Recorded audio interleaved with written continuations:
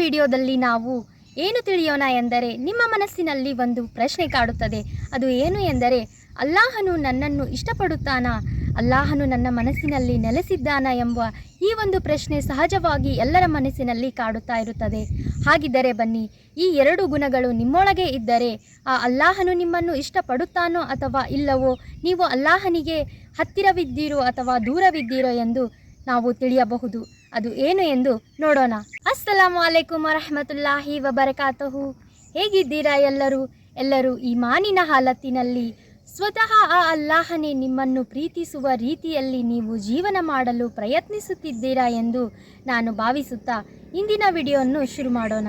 ನೀವು ನಿಮ್ಮ ಜೀವನದಲ್ಲಿ ಸಹಜವಾಗಿ ಒಂದು ಸಣ್ಣ ತಪ್ಪು ಏನಾದರೂ ಮಾಡಿದ್ದರೆ ಅಥವಾ ಸುಳ್ಳು ಹೇಳಿದ್ದರೆ, ಯಾರ ಜೊತೆಯಾದರೂ ತಪ್ಪಾಗಿ ನಡೆದುಕೊಂಡಿದ್ದರೆ, ಯಾರ ಮನಸ್ಸನ್ನು ನೋವಿಸಿದ್ದರೆ, ನಿಮಗೆ ಆ ಗಿಲ್ಟ್, ಒಂದು ನೋವು, ಆ ಸಂಕಟ ನಿಮ್ಮೊಳಗೆ ಕಾಡುತ್ತಾ ಇದ್ದರೆ, ನಿಮಗೆ ಅದರಿಂದ ಸಮಾಧಾನವಾಗುತ್ತಿಲ್ಲ ಎಂದರೆ, ಅಲ್ಲಾಹನ ಬಗ್ಗೆ ನೀವು ಅಲ್ಲಾಹನ ಮುಂದೆ ಆ ಒಂದು ಪಾಪವೆಂದು, ತುಂಬ ದೊಡ್ಡ ಪಾಪ ಮಾಡಿದ್ದೇನೆ ಎಂದು ಅಲ್ಲಾಹನ ಮುಂದೆ ಪದೇ ಪದೇ ಆ ವಿಷಯದ ಬಗ್ಗೆ ಕ್ಷಮೆ ಕೇಳುತ್ತಾ ಇದ್ದರೆ, ನೀವು ತಿಳಿದುಕೊಳ್ಳಿ ಅಲ್ಲಾಹನು ನಿಮ್ಮ ಮನಸ್ಸಿನಲ್ಲಿ ನೆಲೆಸಿದ್ದಾನೆ ಎಂದು.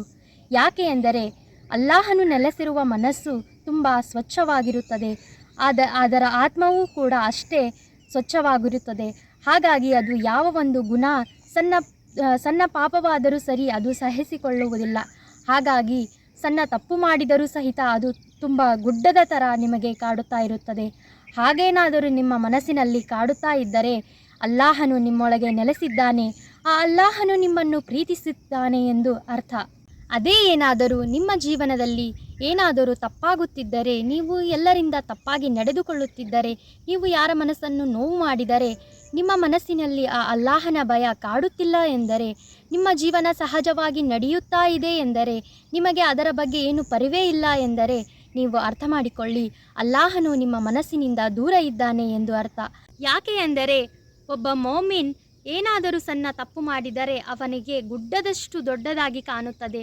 ಅದೇ ಒಬ್ಬ ಪಾಪ ಮಾಡುವ ವ್ಯಕ್ತಿ ಎಷ್ಟೇ ಪಾಪ ಮಾಡಿದರೂ ಅವನಿಗೆ ಕೇವಲ ಒಂದು ಸೊಳ್ಳೆಯ ರೆಕ್ಕೆಯಷ್ಟು ಸಣ್ಣದಾಗಿ ಕಾಣುತ್ತದೆ. ಇದುವೇ ಒಬ್ಬ ಮೋಮಿನಿಗೂ ಮತ್ತು ಪಾಪ ಮಾಡುವ ವ್ಯಕ್ತಿಗೂ ಇರುವ ವ್ಯತ್ಯಾಸವಾಗಿದೆ. ಈ ರೀತಿ ಏನಾದರೂ ನಿಮಗೆ ನಡೆಯುತ್ತಿದ್ದರೆ ಇದು ತುಂಬ ನೋವು ಪಡುವ ವಿಷಯವಾಗಿದೆ.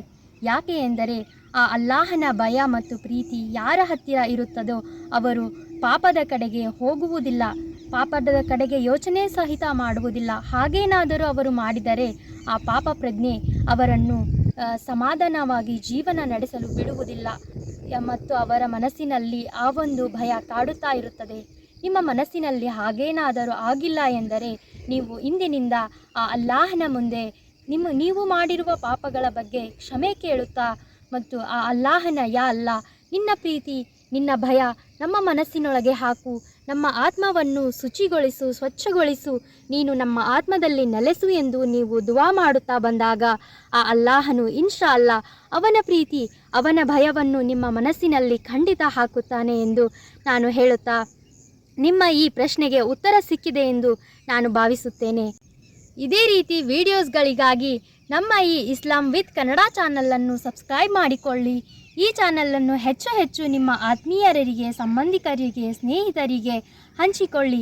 ಈ ಒಂದು ಪ್ರಶ್ನೆ ನಿಮ್ಮ ಮನಸ್ಸಿನಲ್ಲಿ ಎಂದಾದರೂ ಕಾಡಿದ್ದರೆ ನಮಗೆ ಕಮೆಂಟ್ ಮೂಲಕ ನಿಮ್ಮ ಅನಿಸಿಕೆಗಳನ್ನು ತಿಳಿಸಿ. ಸಿಗೋಣ ಇದೇ ರೀತಿ ಇನ್ನೊಂದು ವಿಡಿಯೋದಲ್ಲಿ. ಅಲ್ಲಿಯವರೆಗೂ ಅಸ್ಸಲಾಮು ಅಲೈಕುಂ ವರಹಮತುಲ್ಲಾಹಿ ವಬರಕಾತುಹು.